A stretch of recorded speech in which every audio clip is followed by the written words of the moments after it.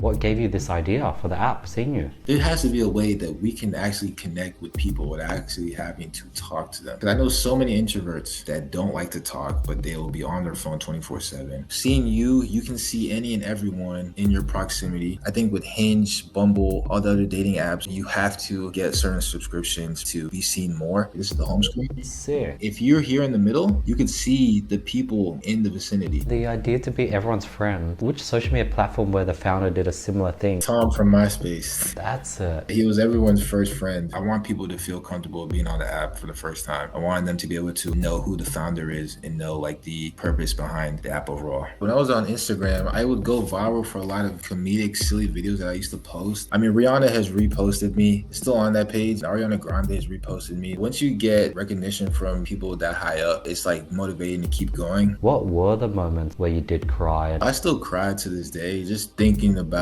how far I've come. I've cried so many times, and that's what's made me resonate with them as much as they resonate with me. Is it Iffy? Is that how to pronounce it? Hey, Andy, yeah, it's iffy. Tell me a bit about your journey, Matt. I know you're working on a social media app called SeenU. Yeah, Give us a bit of a rundown on your journey, man.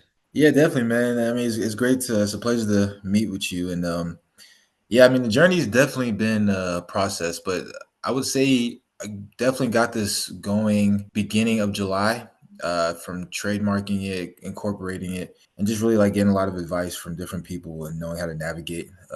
Beginning of July, and then started doing the branding, promoting on social media, and just working day and night and figuring out, the structure in which, things are going to be aligned from the design of the app itself to, the features and functionalities, exactly who I needed on the team at the time. And the main thing, just making sure that it was something that can coexist or just exist, period. And, for people to actually enjoy and like. So yeah, that's it's been a process, but again, every day is a day that I look forward to, going with seeing you and building on it. I guess, yeah, tell me what is SeenU? What type of social media app is it? Is it what makes it different? Yeah. Yeah, I mean, so again, just think about anytime you stepped outside, you're in public, whether it's at a concert, party, event, any business event, grocery store, park, and you walk past someone or someone walks past you, and you probably don't talk to them, but you find that person interesting, or you find that person likable, maybe attractive. Sometimes people are, reluctant, hesitant, shy, social anxiety, they don't want to approach that person or talk to them. Seeing you basically gives you the opportunity to see them on the radar, with the proximity, and lets you connect with them. So you can see them on the radar. They'll be hovering around on the radar, their profile, and you can click on their icon, and then you can then send them a friend request. And from there, that person has the option to accept or decline your friend request. But if they accept it, you guys are now friends. You guys can now have conversations, build upon the relationship, watch each other's stories, and also like you can add your top 5 friends. So bringing back that MySpace nostalgic thing back. So I think that putting that feature in was definitely going to be something that I wanted full on, and also I made sure that for this social media, because it's called Seeing You and it's something that's going to be new, I wanted people to understand that I want everyone to feel seen. So I'm going to be everyone's first friend on that. Yeah. So I guess it would probably require huge network effects for it to work. Because like if you use it right now and you'd walk around, you would see no one on the app because no one has it potentially, right? Yeah, definitely. So it's definitely going to be a word of mouth thing. It definitely has to spread like wildfire. But I think for something like this, it would be very appealing for people to talk about. And obviously, like when you get on the social media again, I'll be everyone's first friend, and then you'll tell your friends about it. Oh, you put me in your top five. I want to be in your top five. I want my other friends to be in the top five, or just get um, an understanding of what the app is, and then from there it'll grow. And obviously, what I was going to do for the marketing sector is start out with like bars, or certain events where there'll be like a lot of people in the room using the app in general, for people to understand and for people to be able to connect in real time. And I think that's what's going to make it grow essentially overall, especially starting with campuses. Got it. And if he will it then track where you live and stuff, or what? I guess there's always just going to be a radius, right? So you can't really follow Yeah. someone. Yeah, so I mean, I also told my team, I think because Instagram they did put out like a new feature where like they have the map location, and you can see where your friends are and like the exact location because it has the map visualization. But with seeing you, it's not like you're not seeing the map on it. You're just seeing like the radar, and you're seeing the people that are around you hovering. But you don't even actually see their exact location. So it's not like if you move your phone to the left, they're on the left. If you move your phone to the right, they're on the right. It's just a proximity, so you won't actually know their exact location. So they could be 10 feet away, 30 feet away, but you don't know their exact location. And that makes privacy more intact and gives people more comfortability to use the app overall. And will I need to be actively on the app as I'm walking through, let's say, New York City to find people to add? Or can I walk through New York City, come home, and then see who was in my radius? Yeah, so how that's going to work for the delay time, again, for privacy reasons. So it's going to be sectored or yeah, sectored to where if you're on the app, you're online automatically. But if you, let's say you close the app out 5 to 10 minutes after that, then you'll be offline. But then every time you get back on, you'll be online. So again, that gives people comfortability saying that, they don't have to be online every time, but when they're on the app itself, they're online. I mean, even with if you remember MySpace back in the day, you could see like the people that were online before they took that feature later away. But again, like we wanted to make sure that starting out, we want to get like a lot of users on it. So being able to have people online while they're using it makes sense in the beginning. Got it.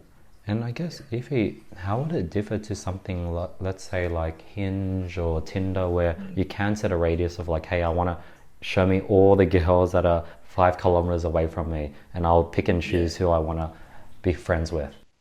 Yeah, absolutely. I mean, it's very different because again, seeing you, you can see any and everyone in your proximity, and you have the option to be friends with them or not be friends with them or build a connection through that. I think with Hinge, Bumble, all the other dating apps or social apps like that, you won't always be seen. First of all, and also you have to, obviously like get certain subscriptions, premiums to be seen more.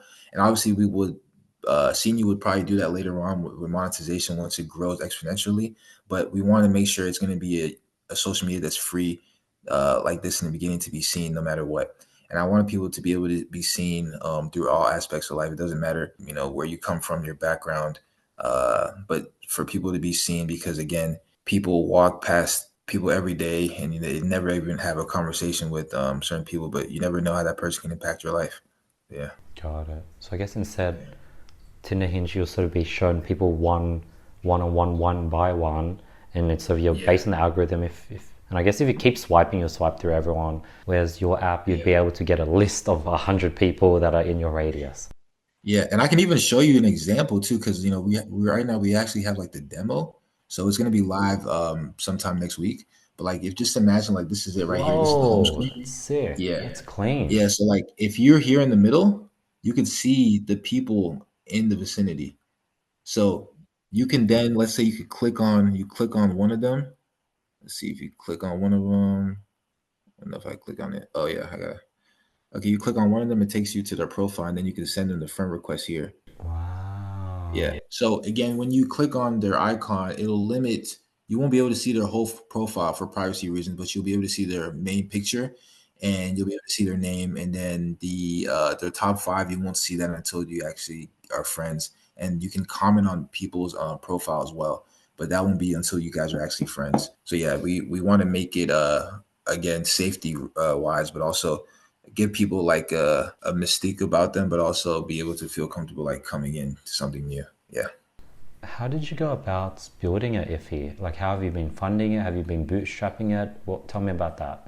Yeah, I've been bootstrapping it as of now. I have been in talk with several investors, but I realized that the way this social media app is, I'm just getting a lot of feedback from students, universities. They love the idea, so I understood that I could do something bootstrapping it in the beginning by myself and see how that goes first before getting an investor involved. I know that certain investors obviously they have the money to fund it, but again, like certain investors, they want to have certain control that may sometimes may not be aligned to the vision in which the company itself is going. So I think bootstrapping in the beginning, just to see how it goes, can we can get like a good understanding of like where we can really take it. before we get investors involved.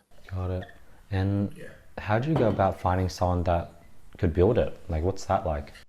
Yeah, so the process, even with developers, you have to be very, very particular with the type of developer you want because I mean, not every developer is keen to making certain apps.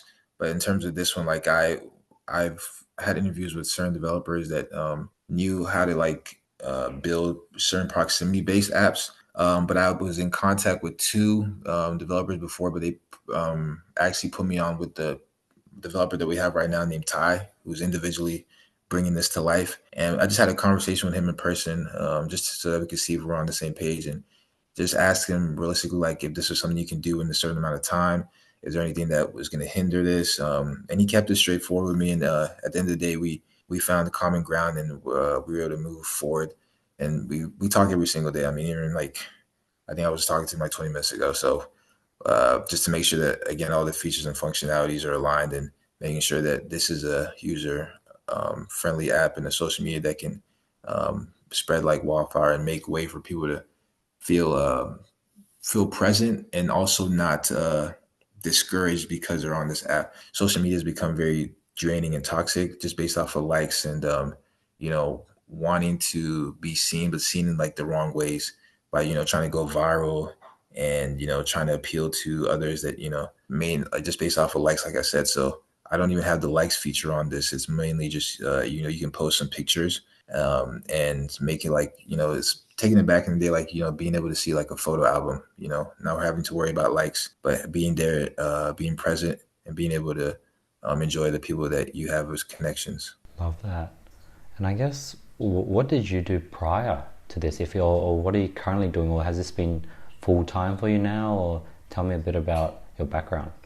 Yeah, I mean it's basically full time, honestly. I mean I'm still I lead tech teams too though, so I'm a Scrum Master. A lot of people don't know what a Scrum Master is, but it's basically like you're basically leading a team of developers and testers, guiding them to making sure the project is completed. So in all actuality, it was all purposeful. The transition was aligned perfectly with what I'm doing right now with finding a SeenU and being able to lead a team like this. So yeah, but even before that, I was doing social media heavily before, going viral a lot on social media with Instagram and even with TikTok. Like when I grew to 2 million on TikTok, it gave me more of a sense of purpose and understanding people's stories, being more empathetic with people that are extroverts, introverts, people that came from different environment situations. I would advocate for mental health, people with special needs, so many things. So it made me really want people to be seen the right way and not ever like judge people, but look at their story and put yourselves in their shoes. So in all actuality, like seeing you is purposeful through that. Got it. Yeah, I think I was looking at your TikTok at 2 million. Your videos are consistent, man. Each one was doing like 500,000, 600,000. But I think how long ago were those? Was it like 2022, was it? And then you haven't posted since? Or what happened during the gap? Yeah, so I started TikTok 2020 or late 2019, and I remember like I was going viral so quickly.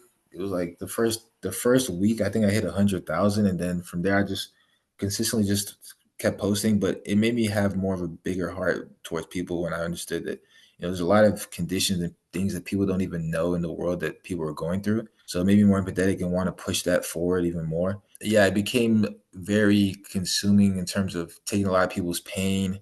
Hearing their story, it was just a lot. So you're helping so many people with so many heartaches. I had to take a step back because social media can get draining sometimes. And then after a while, I just wanted to disappear and figure out what was my next move. That's when I got into tech and just took a step back from that. And I always tell myself, just keep the TikTok. Maybe one day I'll come back on it. And in all actuality, like I'm glad I was able to still keep TikTok because some people wanted to still buy the account and stuff like that. But I just had like a heart to heart with God, and it was like you just keep the TikTok. So yeah, that was the main reason. But yeah, I think again, like social media has taught me a lot. It's taught me how to reason with people. It's taught me how to understand people from different walks of life, and it's taught me how to market very well with anything that you're trying to do in life. So very grateful for different paths that I've been able to walk through.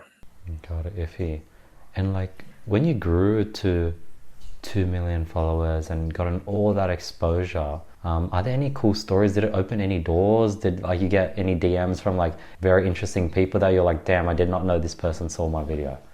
Oh yeah, I mean, when I was on, not even just TikTok, when I was on Instagram, I would go viral for a lot of comedic, silly videos that I used to post. I would go viral for just doing silly, stupid stuff. I mean, Rihanna has reposted me on her page. It's still on that page. It's still on her page. It's like all the way in 2018. Ariana Grande has reposted me. Like, yeah. I mean, different celebrities. Like, I can't even keep track of the remaining ones. But yeah, those are the two biggest ones that I remember. But yeah, it just made me realize, like, once you get recognition from people that high up, it's like motivating to keep going. But at the end of the day, I wanted to still make sure that I was doing something purposeful and positive. Because in this generation, there's so much animosity, malice, judgment. So doing something positive in the right way, if you stay consistent with it, it can definitely impact people. So yeah, that's what I was able to take away from it. Got it. You talked about God, you talk about purpose. Tell me Yeah. about the purpose with seeing you in the app. What's been your Yeah. why with that? Yeah, I mean, I think definitely the why is just I'm very like a secluded person. I stay to myself. I think it gets me more, helps me stay more focused. But the other people in the world that they don't feel seen enough, and you're out in public, whether you go to again, like I said, a party or wherever you are in public, like people want to be seen more. People get dressed up for events, certain things because they want to be seen more. They may not actually say it, but they really do. And I think so many people go to so many different events, so many different places, and they want to be able to connect with more people. You could be in a business event or a room of 300 people. You're not going to talk to all 300 people, but you would want to talk to as many people as possible or connect with as many people as possible. So even if you can only talk to 5 people, seeing you is a way where you can be able to connect with 15, 20 more people just based off of them seeing you in the radar, and you can accept or decline their friend request from there. I mean, that's I think it's going to be something that's generational. And again, execution is going to be imperative with the app, but I don't see uh, I don't see this being anything less than amazing going forward. Where do you think the word of mouth and network effects will kick in? Do you think someone would use it and be like, man, like, John, you got to check out this app because I made so many new friends that I'm talking to. Now, John, is that the type of virality you're thinking of? Yeah, I'm thinking. I mean, it's more of it's close to even knowing at this point. Basically, like they use the app. For example, like we have a launch planned for next week. It's going to be like at a bar, an event where there'll be a plethora of people. There's so many people connecting with that app. There's not an app that people have seen or known of where you can literally connect like this. You can see someone from a distance, and you can literally see them on the radar, or even if you don't see them, you can see them on your phone and you can send them a friend request. This is it's basically like asking someone for their number without actually having to ask them, right? And then they can accept or decline it. And this will also give people like more comfortability instead of like feeling nervous to actually ask or approach someone, So I think that's gonna make people like use it more, and then obviously word of mouth will spread because they'll just be telling their friends, "Man, have you seen this app? Like you can literally like see someone in present time, and you can send them a friend request without actually having to talk to them." Because so many people like think about how many people you probably met or you've seen in real life, and maybe you wanted to get their number or ask for their Instagram or socials, but it probably wasn't convenient enough, or maybe you were reluctant. You can do this now through this app, and it's gonna be. I mean, there's other apps that are a little bit like this, but it's not even. It's nowhere near like the features and functionalities again in which we're creating. And again, I think the top five thing is going to be very essential. A lot of people will. One reason, two reasons, because one, obviously, everyone you'll be able to like showcase like who you is really important in your life. But number two, like it'll create like conversations of like, oh, I'm not in your top five. Why am I not in your top five? Or oh, why am I number three versus number one? So that conversation will spark, and it'll definitely like create more buzz through that. Interesting. So like you often hear stories of guys that are like on Tinder swiping right for like 200 girls and they might only get like Yeah. 5 matches. Yeah, yeah. Do you think that would be the same issue where a guy would go to a party of 300 people, add every single person he met, and just like maybe he just looks funny or maybe doesn't have a good profile? Like no one is accepting his friend's request. But I guess it's a bit different because it's in person. People can recognize faces. I think that's a cool effect though. Yeah, absolutely. I mean, and again, like the your profile is based off of what you make it. You know, just like how Instagram, Facebook, all these other social media apps, it's based off of what you make it, how you present yourself. So a girl or guy will, you know, what they see, and they'll take it from there. So I think it's not going to be a thing where like seeing you is going to hinder you from being seen. It's more so like you're going to be seen regardless, and then how you present yourself is going to dictate the next step forward. Love that.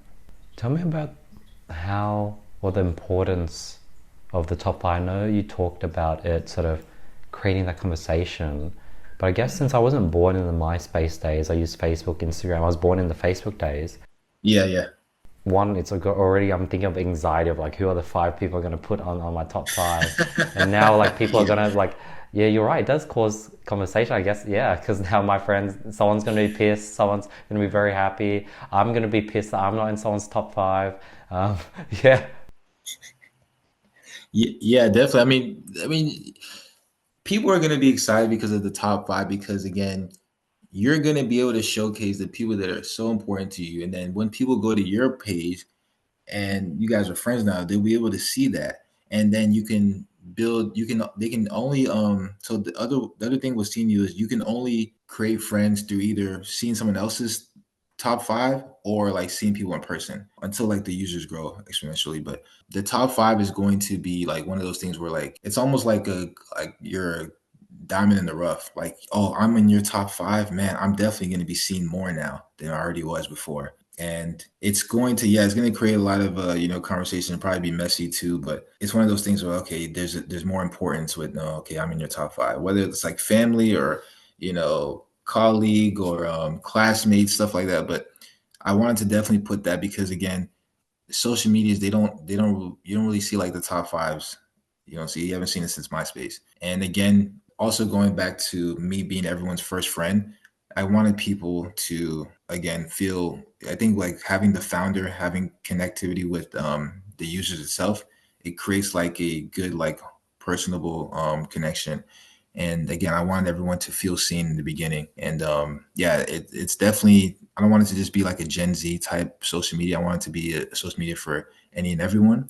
But I know Gen Zs, they will definitely be the ones that gravitate towards this the quickest. Got it.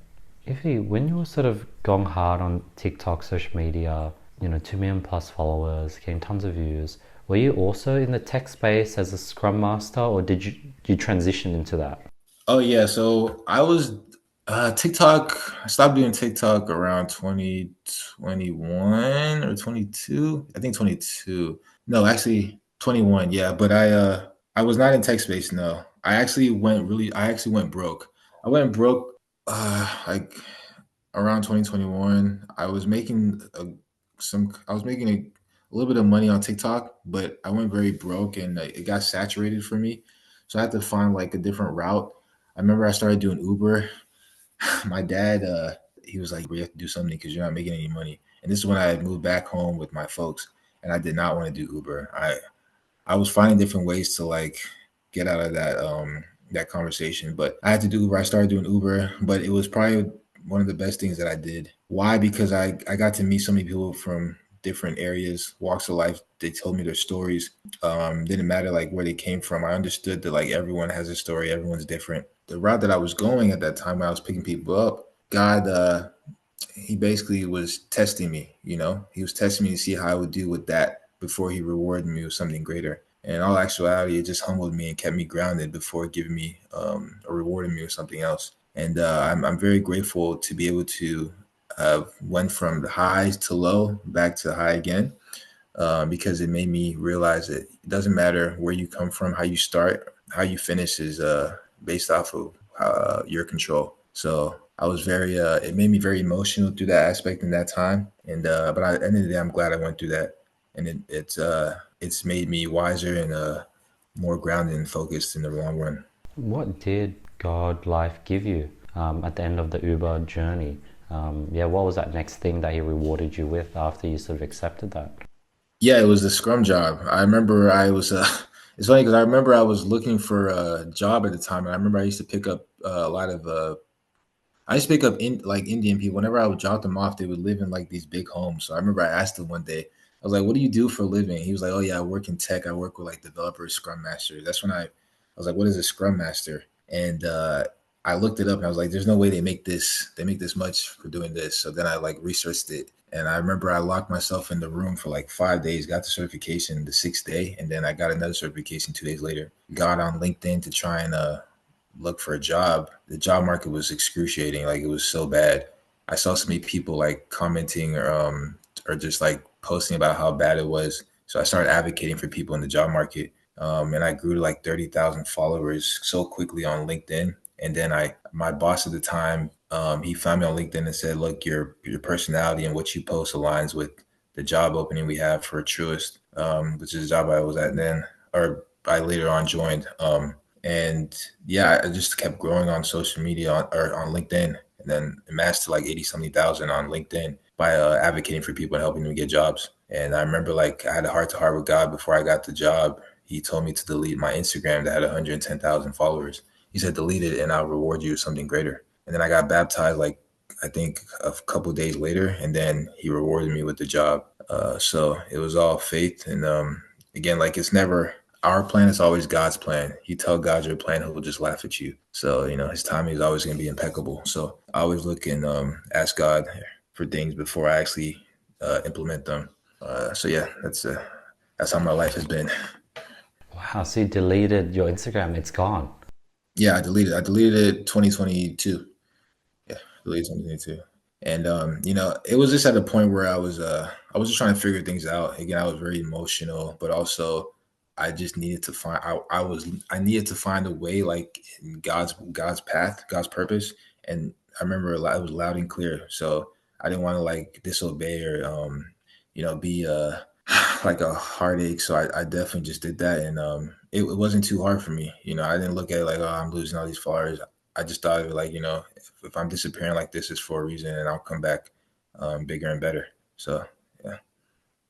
You seem to have a track record of being able to blow up on social. Like you went on LinkedIn and you grew like 30,000 followers super quickly, all the way up to like 80 plus. Yeah, how have you consistently been able to just grow on every single platform? I mean, I think I'm just very honed in with people, like their emotions, what they look for, what they how they feel. And again, like I've lived different lives, so I understand like how people think, what they go through. And at the end of the day, like treating people with kindness, you'll definitely like get a sense of, how to really appeal to them, how to talk to them, how to inspire them. And I mean, I've cried so many times. I've been through so many deep and hard situations, and that's what's made me resonate with them as much as they resonate with me. And yeah, growing on social media, it just became a skill at that point. Once you find a niche, like you milk it, you stick with it until the wheels fall off. At the end of the day, if you can do something with purpose, you'll find like a group of people, whether it's 10 followers, 20 followers, they'll keep growing you until you're the biggest that they can see you as, because they see the vision or the path in which they want you to get to before anyone else. So yeah.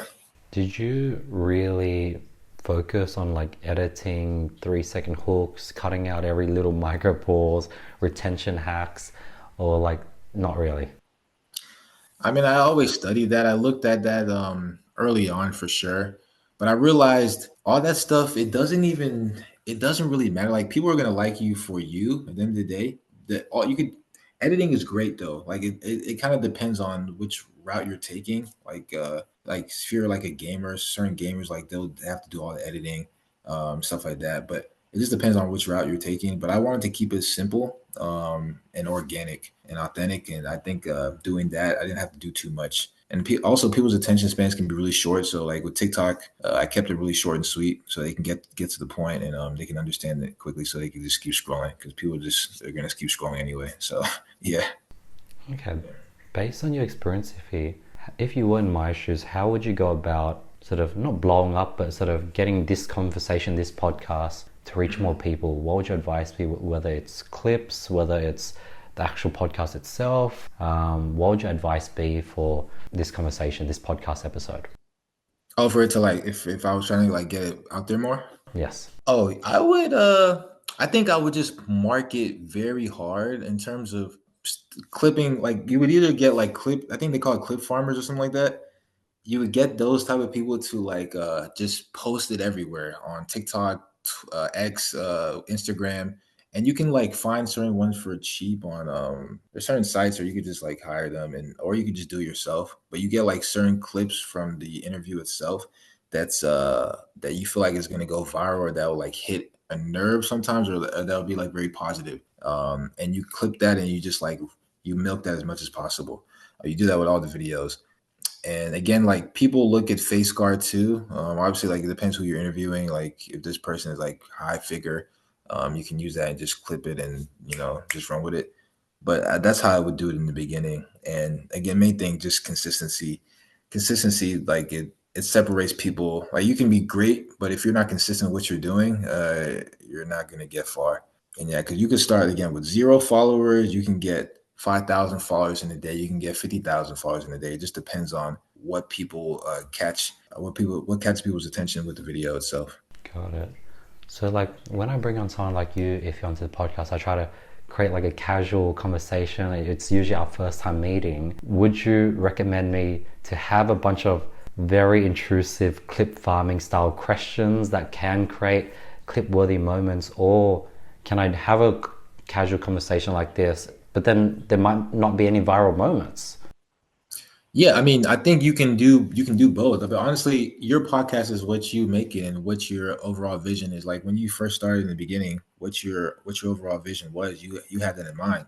You knew where you were trying to take it. So I would say, yeah, it's good to take like advice or certain I don't say criticism, but just things that people will sometimes nitpick. But at the end of the day, like your overall vision, you know where you're trying to get it to, whether it's a million, whether it's 10 million, but just do it the best way you feel is possible. Because at the end of the day, no one's going to go as hard for you with your podcast or your social medias as much as you.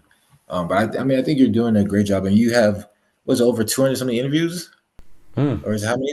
Yeah, I mean that's consistency right there. And sometimes how it is, some people they have 200 interviews, they'll quit after number 200, but they never know because that 201 can be the one that goes viral. So it's all about consistency. Some people like it could be 1 year later, but you're still on time. So I always say like I never look at the next person to compare. Comparison is always going to be a thief of joy anyway. So just do it at your own pace, and it's you versus you, but you'll get there eventually.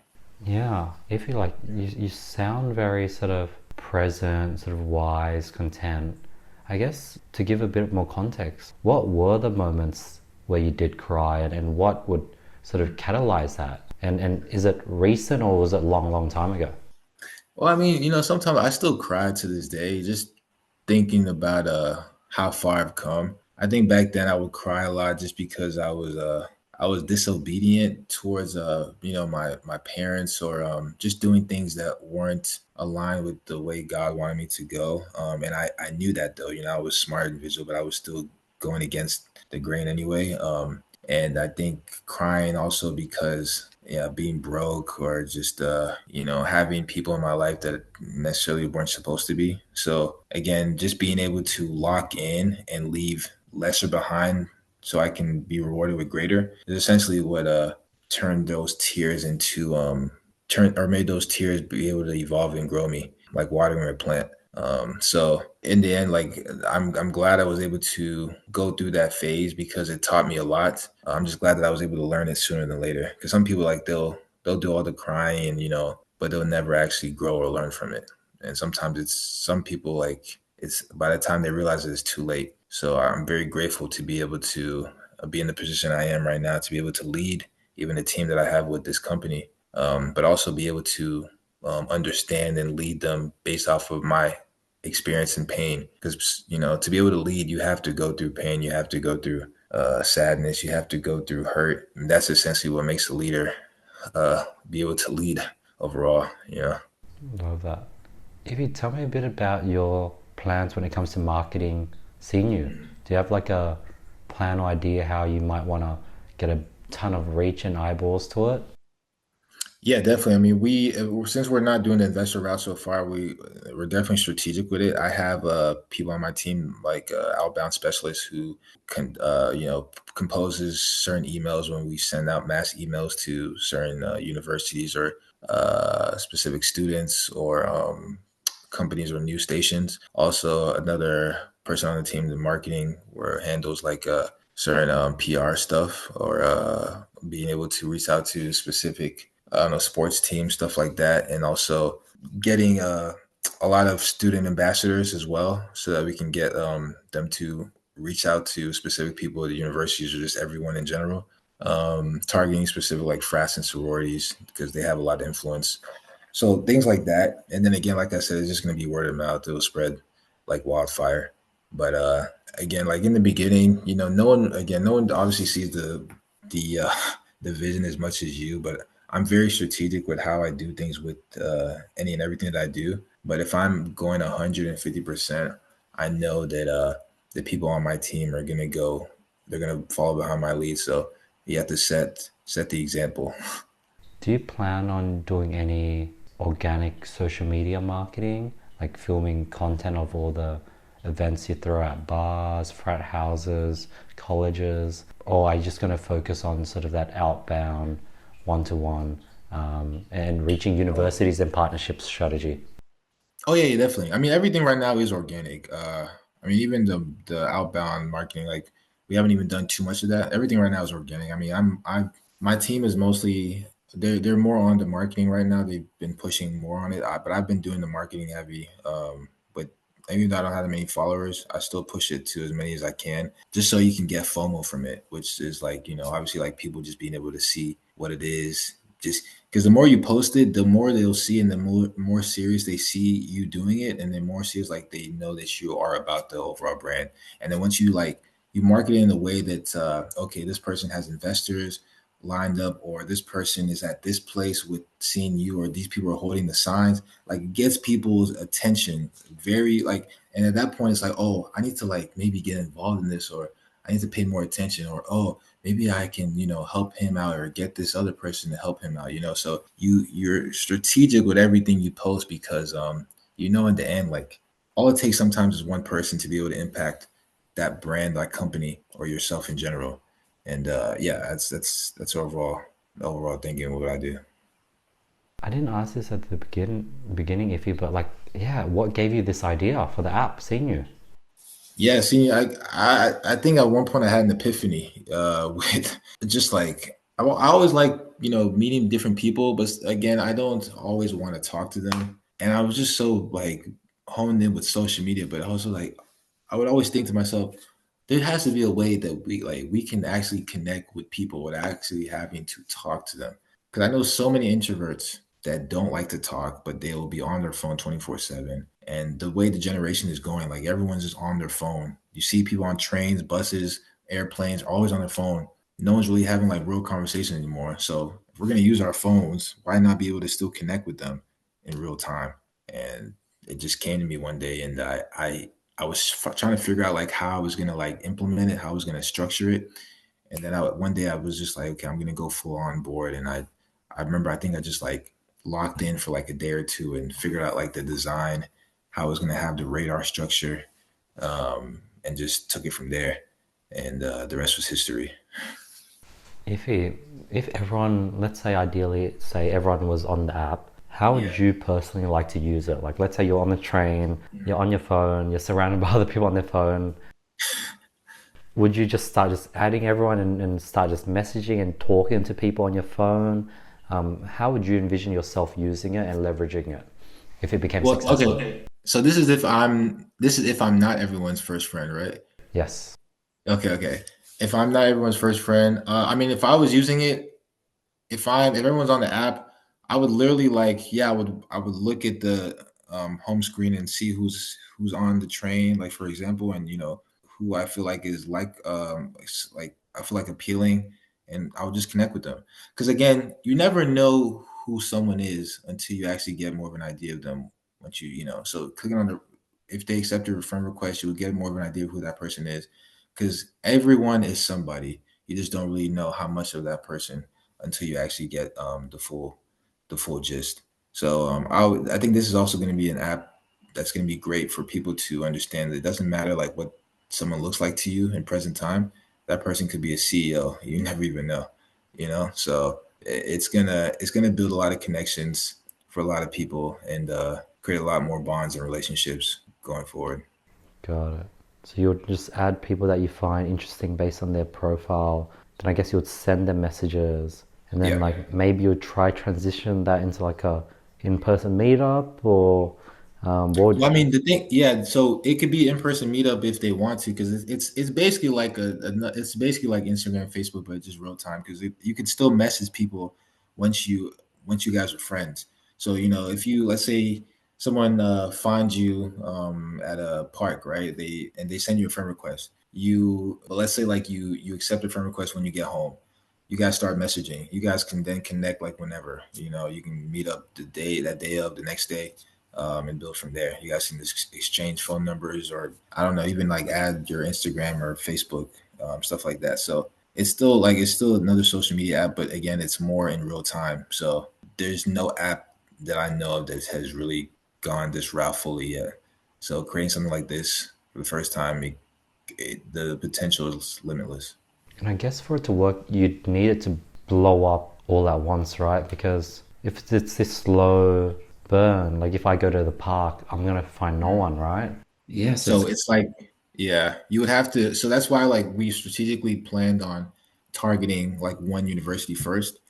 Because again, if you target, for example, we're starting with University of Georgia. We start with University of Georgia, we can blow it up. We blow it up to, let's say, 20,000 people. I mean, it'll just expand from there.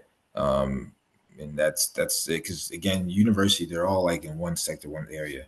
And then obviously, like I said, word of mouth spreads from there. I mean, that's how even Facebook started. They started with Harvard, when Mark was at Harvard. They started with because they wanted to make it exclusive, and before they expanded. Mm. And the idea to be everyone's friend, was that which social media platform where the founder did a similar thing? Yeah, Tom from MySpace. That's it. Yeah, Ah. yeah, he was everyone's first friend. And that was, I don't think any other app has done that since then. But that was such a real strategic way of doing things, because again, it let people feel like, oh, okay, I have a first friend using an app that I have, or using a social media that I have no idea about. It gave people like, okay, if this guy's on it, I know one person as my friend, rather than I don't know anyone at all. And that's essentially what I'm trying to do with SeenU too. So So that means they'll be able to message you right out the gate. yeah, they'll be able to message me. I'm gonna I mean, again, I'm gonna like control like how I can navigate that, because again, there's gonna be a plethora of people, probably messaging me, and I'll be, again, being everyone's first friend. It'll create a lot of like my face card is definitely gonna grow from that. But I want people to feel comfortable being on the app for the first time, because it's a new app. They're trusting the founder, just trusting seeing you with something new. So I want them to be able to know who the founder is, and know like the purpose behind the app overall. Have you been still following Tom from MySpace? Like, what does he do now? Is he still building apps? Like, what's up with Tom?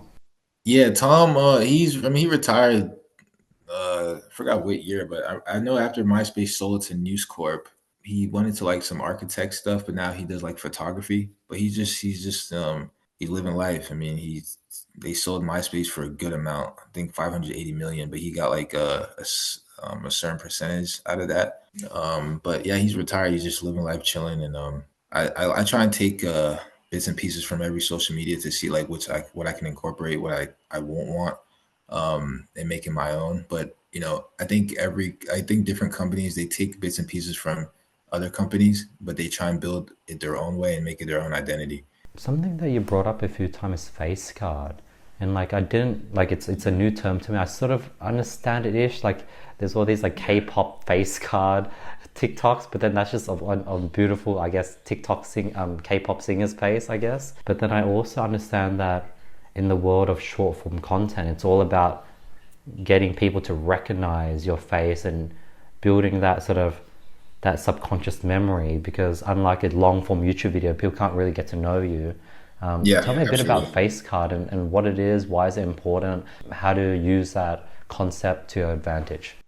Yeah, I mean, with face card, you want to be seen as much as possible on like any and every platform on social media. So whether it's 5 seconds, 10 seconds, you get on TikTok, oh, I'm seeing this person again. You're on Facebook, oh, I'm seeing this person again. And it's like again, it goes back to the clip farming thing, like how much you can clip farm, how much you can get that out there so that it can uh, get to as many people as possible, or it can start going viral. And once you have a face card, it presents you in a different way. Like people will want to brand you more. People will want to sponsor you more. People will want you to, be a part of their programs or etc. And that will create more opportunities for you. And even if you, even let's say like you don't get paid enough from certain partnerships, maybe like your face card will create more opportunities for you to have I don't know, like more partnerships with different brand deals or even more influencers to create more out of that. And I mean, face card is like a big thing. I mean, you see like these Twitch streamers or YouTubers, they have a huge face card. That's because they have so many clip farming videos. It's because they've been consistent with their content every day, every single day, and they do that for a reason, So you have to basically flood social media to the point where it gets like annoying to them. It's like you're literally forcing yourself to become popular, to become famous, and yeah, once you get to that point, like you wouldn't have to post anymore so much. Other people will be posting for you anyway. That's literally it. I love that. How do you become a person that gets posted a ton without having to put money behind it? Like Andrew Tate, he pops up and he has everyone clipping his face, but then there could be someone like Mark Cuban. Well, I guess there are some Mark Cuban clips. There's not as much, I guess. There's zero Bill Gates clips. So like, how do you become a person that other people just start clipping? Because I'm pretty sure there are some Bill Gates fans out there, but you don't see his clips around. Well, I mean, with me specifically, I'll speak for myself. You have to almost not care about the clip farming at all. You have to almost not care about even like trying to go viral. You have to just try and do something that's outside the box and different to the point where like it's going to generate people watching it, or it's going to generate something that's like life changing or insightful. When you get to that point and you're posting consistently, you will get an audience that pays attention and it'll grow from that. And yeah, because if you're starting out, trying to, okay, how am I going to get these amount of views? It's probably going to become a headache, and you're going to then be overthinking, and you may want to like keep switching things up. But you just have to think of something so outside the box, so big that it has to get to the point where like what you're saying or how you're thinking seems so crazy to everyone else that it almost seems impossible. And that's when you know that you have something that you can really like get to go. So I know that when I was going on TikTok, I started like when I was advocating for people with special needs and certain conditions, no one was doing that. And I was kind of questioning like how come it's not really talked about like that. So that's why I wanted to push that, because I wanted people to see and be able to understand like these people have lives and these people have stories too. And yeah, I mean it was growing so fast because people had never seen these type of people like that. And I understood from that aspect, okay, you can do something different, people will catch people's attention. And yeah, that was it overall. Do you have some crazy or impossible different ideas when it comes to blowing up your social media today for SeenU? Yeah, I mean, there's different ways you could do it. I mean, you could use AI like VO3 to probably like create like prompts of crazy situations or like narratives or like dialogues. You can get universities or certain students to make dances or like skits through that aspect. You can pay specific influencers or run ads to push it out there. I mean, there's different ways to do it. We're definitely thinking of it like daily, like how we want to structure it, how we want to move with it, so we can do it the right way, so we don't have to keep doing trial and error, trial and error, trial and error. But once we find our niche specifically, we definitely will milk that as much as possible. Yeah. How do you find your niche without the trial and error? Do you need the trial and error, or can you find your niche without it? I mean, honestly, I think the trial and error is gonna happen at some point anyway. But I think with the niche right now, I would truly believe it's targeting, like specifically with SeenU, is that's definitely targeting the students, just based off of me being around them and the buzz and interaction we get with them for this type of social media. It's definitely like being personable and like with them and getting them to download or like be present with the app. And I think like college students, they go to college for education, but they want to be able to connect with people. Yeah, they want to be able to connect with people. They feel more free, so they also feel free enough to like explore different parts of their whether it's their sororities or frats or their groups, guys, girls, and yeah, it's the possibilities are endless. Ify, how long have you been building the app for? How long has it been since the start of this? It's been about 4 weeks now. Whoa! Yeah. So it went like so everything, or the social, or the I think maybe I forgot how I found you, but everything you've put together, it's been over 4 weeks. Yeah, for the development, it's been pretty much 4 weeks. When I first started the whole like, I mean, with everything in general, it's been a month now, or actually, it's been like a month and maybe a week or two. But with the development, it's been like 4 weeks. And we plan on being live sometime next week before Thursday. But yeah, it's moving pretty fast. I just made sure that my developer was able to get this thing going pretty fast because it's MVP stage. MVP is basically like the first phase of like the development. You obviously will still have to develop more, but we can get like the common features and functionalities out there. Damn, so that means like 2 months ago you were just like a just doing your Scrum Master work. This wasn't even in your mind. You were just going through life normally, and like a month later, you're like in the dirt of building out this app. Yeah, things can happen pretty fast. And yeah, things happen pretty fast. Like I even like I know like with the marketing thing too is I want to make sure that my name is attached so much to seeing you because branding wise, the founder is their story is going to be so important to why the company even makes sense. You know, what's the why behind seeing you? So just making sure like even now when people type my name on Google, they'll see it's Ifeanyi Imachukwu is the founder and CEO of SeenU. So, you know, it's marketing is very important. Execution and marketing are the two components that will make or break the company in the beginning. That's awesome, Iffy.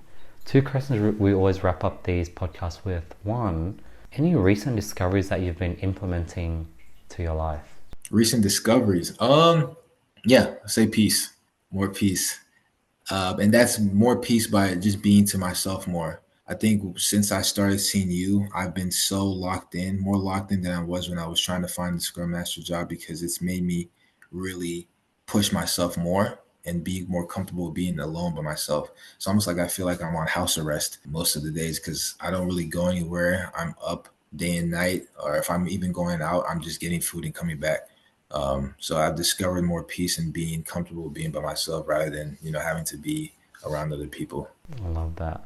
And then the last question, I guess, any asides from work, besides seeing you, any Yeah. personal goals that you want to focus on for the next 6 months that's not work related? Yeah, definitely. I think probably just spending more time with my mom, more time with family overall. But my mom is local, so more time with her. I think family is very important. The older we get, the more we realize that. The older we get, the more we realize how much they took care of us and helped shape us into the person that we are today. So I give all the I give all the praise to my mom. She's the reason why I am who I am today. And yeah, I mean, I know like when I get to a certain point where I'm able to really take care of her, there won't be anything that she won't be able to ask for that I won't give her. Even though she won't really care about the materialistic stuff, it's just being able to still, appreciate her for everything. I love that, Iffy. If you, where can people get more of you? Yeah, definitely. I mean, I post heavily on Instagram right now for whether it's encouragement, inspirational stuff, or just seeing you in general. It's gonna be it's me iffy. So it's me and then IFYY. I'm on LinkedIn. I haven't been on LinkedIn in a while either because I've just been so focused with SeenU stuff. But again, like if you were to type my full name Ifeanyi Imachukwu on Google, like you'll find all my socials. So yeah. I love that, man. Thank you so much for your time today. I love how purpose driven you are.